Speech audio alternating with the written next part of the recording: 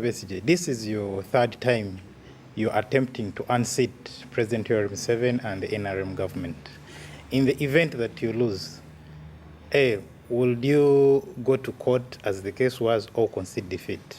B, would you think of running in 2016 if you picked upon by your party? Well, obviously that is not in our manifesto. But, losing is not in your manifesto.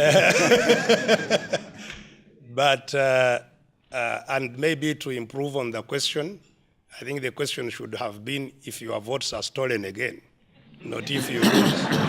Yeah, because,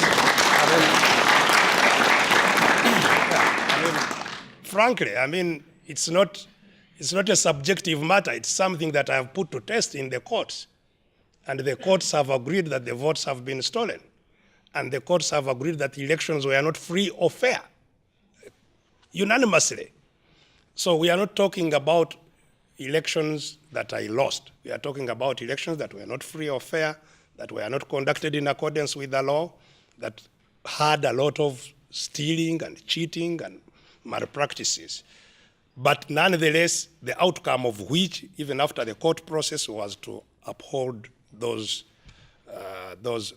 results of the elections. The question is, what would I do if the same thing, which I take it to mean, if the same cheating, the same outcome is what we are confronted with? First of all, we are following up the developments in this election very keenly and on a daily basis. As you know, even before this election, we rejected the Electoral Commission.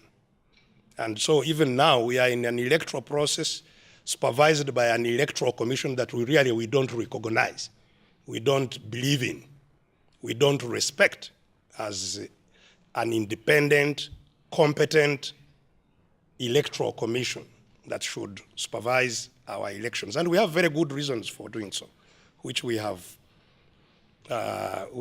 presented to the country, to Parliament, and so on. So we have already a basis to believe that this election is not going to be free or fair, in spite of our participation in it. We have a voters register which is fluid. Up to now, actually, we don't know exactly what the ultimate voters register is. Certainly, we don't have a copy of it.